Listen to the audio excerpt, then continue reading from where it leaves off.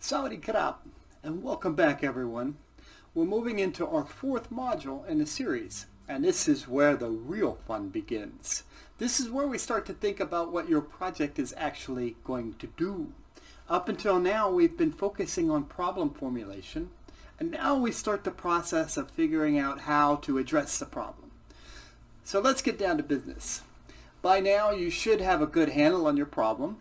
You've identified the strategic policy linkages to your country's climate change strategies and policies and plans. You've identified linkages to sectoral policies, the national development framework, and so forth. You've also used the impact chain analysis tool to develop a rigorous climate change evidence base that demonstrates clearly that your project is a climate change project and not a development project. So we've made a lot of progress. We've also done a problem tree analysis to identify the factors that tend to make people, places, and things more vulnerable to the impacts that we identified in our impact chain analysis. So from here on out, we're going to set about the work of addressing your core problem and making the world a better place. That's right, we're going to change the world with your project. We're going to change the world with your project. Well, that may be a little bit too ambitious, but we are going to make a change. Yeah, we're going to make a change with the project. We're going to move from the problem situation that you described in your problem tree analysis to a better and brighter future. We're going to move from a problem situation to a solution situation. And this better and brighter future is one of climate resilience and low carbon development pathways.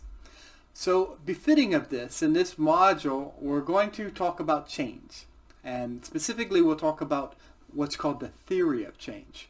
Now, many of you may have heard of the theory of change, and it may be intimidating to you. It's intimidating and scary to a lot of people.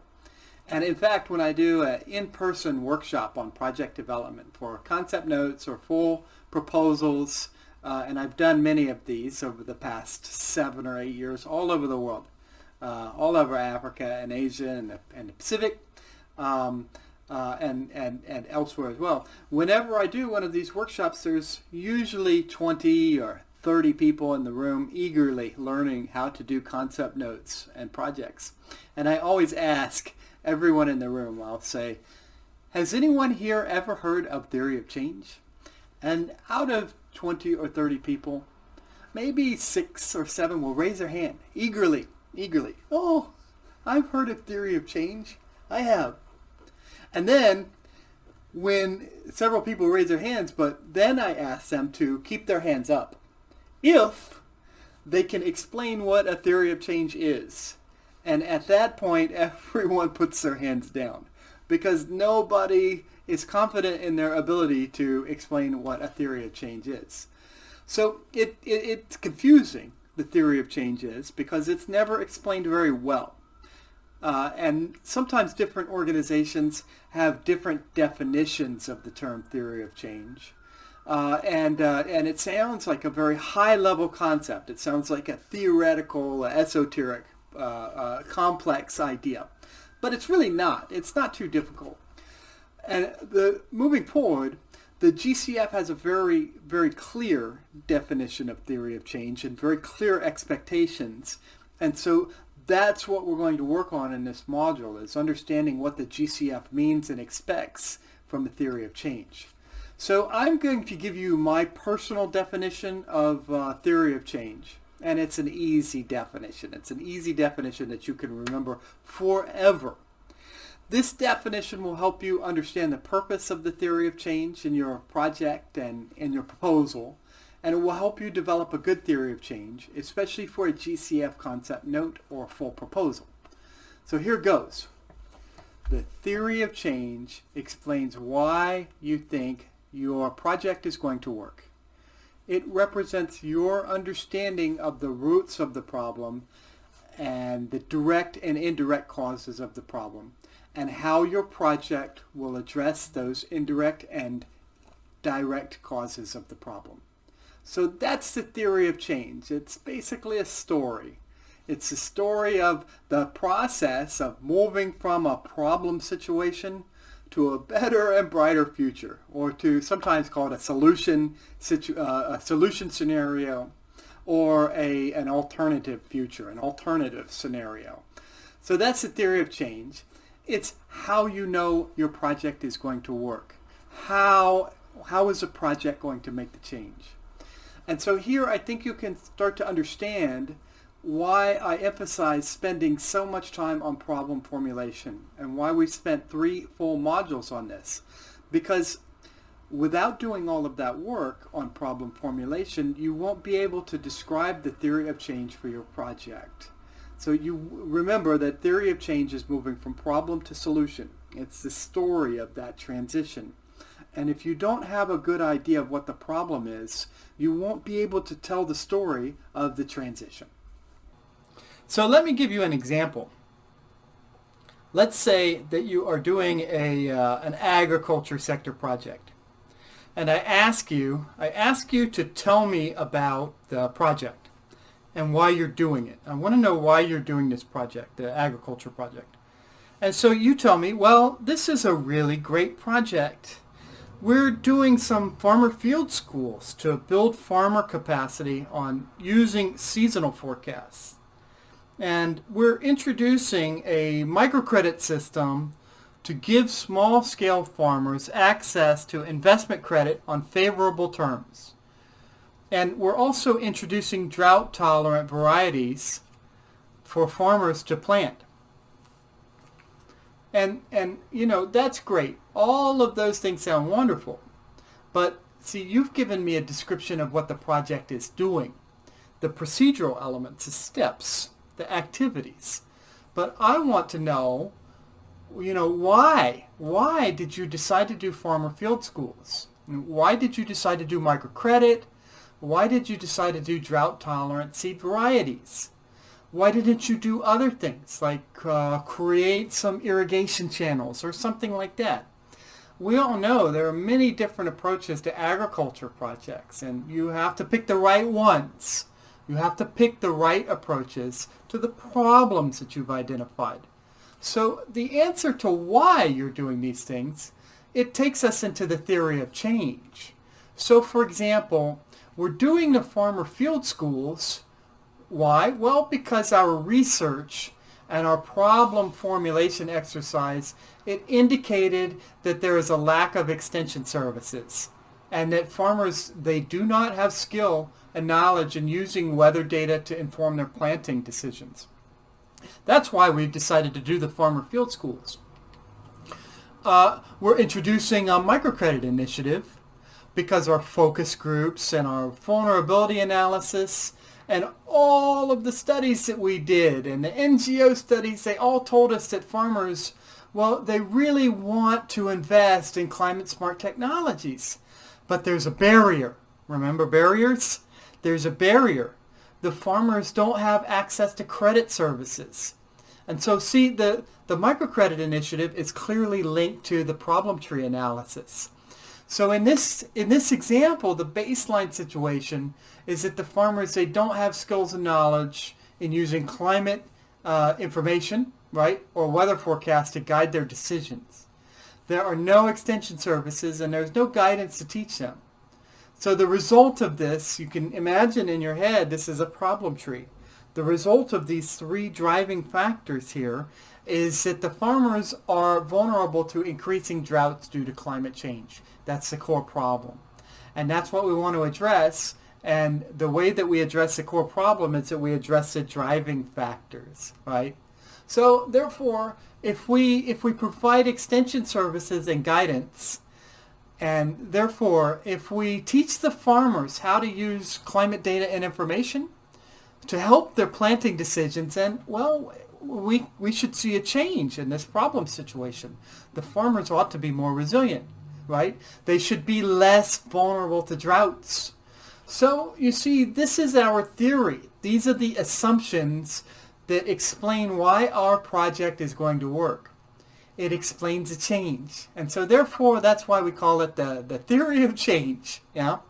And we have to think about these things before we go to work. So, for example, we've talked about our hypothetical country, Keithtopia, yeah? And if I don't just go out to rural Keithtopia and decide to start doing projects. First, I have to figure out, I have to do analysis. I have to do problem formulation to decide what needs to be done, what problems need to be addressed, and what are the driving, why are those things problems, yeah? So some people think that the theory of change is the same as the logical framework, yeah? But this is not the case, at least not with Green Climate Fund projects. With the Green Climate Fund, the theory of change and the logical framework are distinct. They're different from one another. So let's look at a comparison between these two things. Now, on this slide, we're looking at the comparison between the theory of change and the logical framework. We'll cover the logical framework in detail in Module 7. The logical framework tells you the procedural elements of the project, exactly what the project is going to do step by step. The activities, the outputs, the outcomes, these are in the logical framework. So it's almost like a blueprint or a recipe. It tells you what to do and when to do it. But it does not tell you why you're doing it. It doesn't explain why you have chosen these steps or this methodology as opposed to others. That's what the theory of change is for. So from this diagram, we can see that the theory of change is conceptual. It tells about the assumptions that the project is based on. And while the logical framework, the logical framework tells you the tools that you're going to use. So the theory of change tells us about the underlying conditions of vulnerability and the gaps and the barriers and how the project is going to change those gaps and barriers. The log frame, on the other hand, describes the specific approach, and that comes from the theory of change. So let's look at another diagram here. We've seen this one in previous modules. Yeah. So now we're back again at our series of questions that the project proposal answers. You remember in the first module I talked about how we can think about your project proposal as being the answers to a series of questions that your financier or your funder wants to know the answer to. And here, the difference between the theory of change and the logical framework, you can see it on this slide. The theory of change answers the question, why will your project work? Why is your approach the appropriate approach? Whereas the log frame explains how your project is going to work. It describes the specific steps. So they're related, right? You have to know why your project is going to work before you start to explain how it's going to work, right? So the theory of change tells your log frame what to do, you know?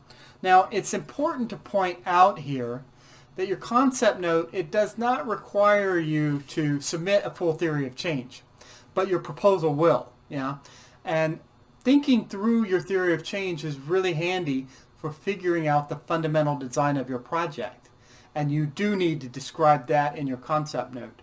So although it's not required and not explicitly asked for in the concept note template, you should be doing your theory of change at this stage. Yeah. The reality of it is that it's very difficult, if not impossible, to design a fundable concept note without, first having a good theory of change. You have to have it. So the theory of change is like the backbone. It's the backbone of your project. So to work through the theory of change for your SAP concept note, we're going to combine two tools. Yeah, there are exercises and guides for each of these in the module. And we'll also have a demonstration video to show you with steps and example from our hypothetical wonderland of Keithtopia. So the first tool is like the counterpart to the problem tree. Yeah, it's called the objective tree, or sometimes solution tree. I call it the objective tree because that's what I was taught. But you also hear people say solution tree. It means the same thing. It's the same tool. Yeah. The problem tree and the objective tree are like bookends. Yeah, they're like salt and pepper, or yin and yang. They go together, like all good things that go together. They complement one another.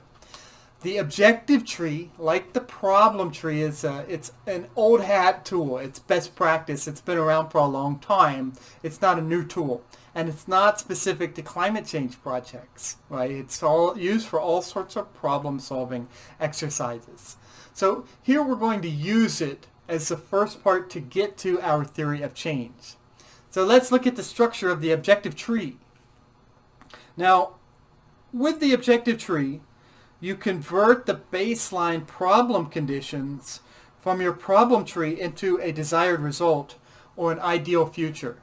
So you can see the basic problem tree on the left side of this slide and the objective tree on the right side. The problem tree becomes the objective tree. So the conditions on the right in the objective tree, this is what your this is what your project will bring about. So you can see the core problem on the left, it becomes the desired result on the right. And this will eventually become the objective for your project. And that's why we call it an objective tree.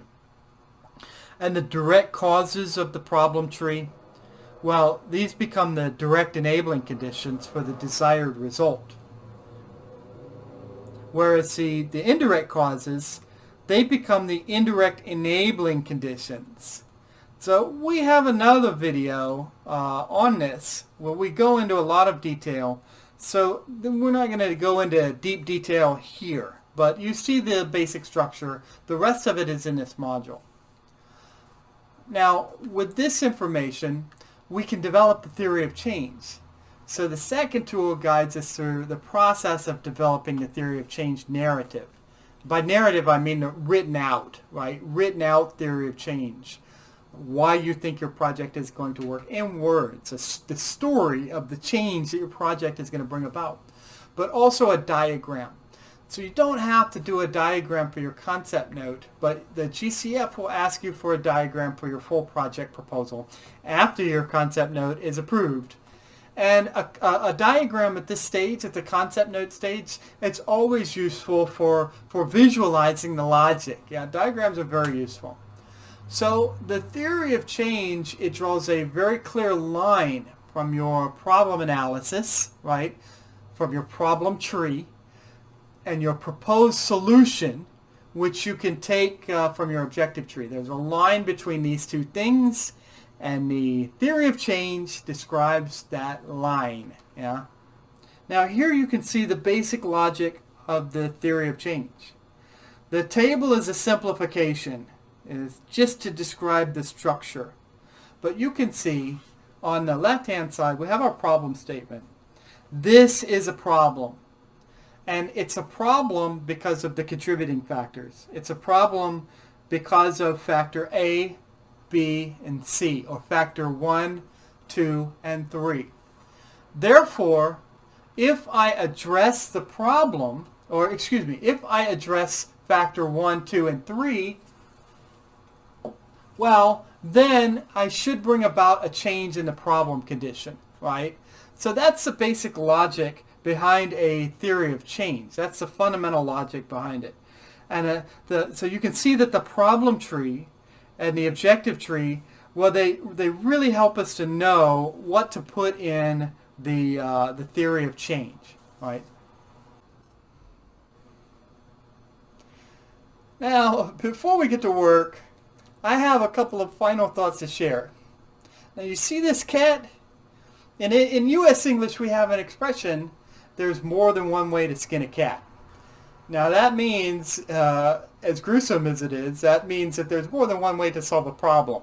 Yeah? And you probably know this from experience. You've probably dealt with problems, and you know that there are different ways to solve a problem. Some ways are more efficient and more effective, more cheaper than other ways. There are good ways and there are not so good ways to solve a problem. Now, we know that from experience. Now, I don't know where the expression, there's more than one way to skin a cat, comes from. And I don't know why people are ever skinning cats, because to my knowledge, we don't skin cats anymore. but I do know that there's more than one way to do it.